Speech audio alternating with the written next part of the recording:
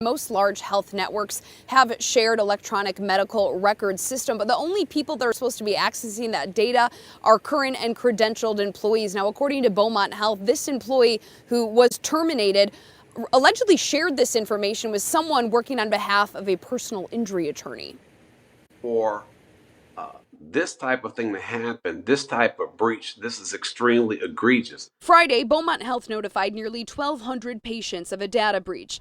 According to the health system, which launched an investigation, a former employee at the Dearborn location had unauthorized access to the records. Between February of 2017 and October of 2019, disclosed information, including, among other things, patient addresses, their reason for treatment, insurance information, and social security numbers. In the world of cybersecurity, when people leave the company, you have to deprovision their access. That's number one. When was this person classified as a former employee? Was it before or was it after the breach? From a legal standpoint, attorney Arnold Reed says HIPAA was clearly violated here. But in terms of taking legal action against the hospital, patients may be limited. Unless you can prove what we call actual damages, then the path to a lawsuit is very difficult. You have to prove actual harm. Beaumont has also taken steps to improve internal procedures to identify and remediate future threats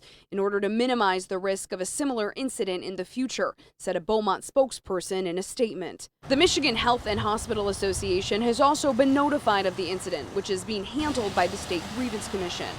It's still unclear if the employee in question will face charges and what those charges could be. Now, obviously, almost 1,200 people affected by this breach, but this is not the first time that we've reported on information being inappropriately accessed via this health system. Back in November, we told you about a woman suing Beaumont Health when a person affiliated with a separate health center affiliated with Beaumont Health inappropriately accessed and shared her data. All right, Jen, and for affected patients, what should they be doing right now? They probably feel a little vulnerable. Sure.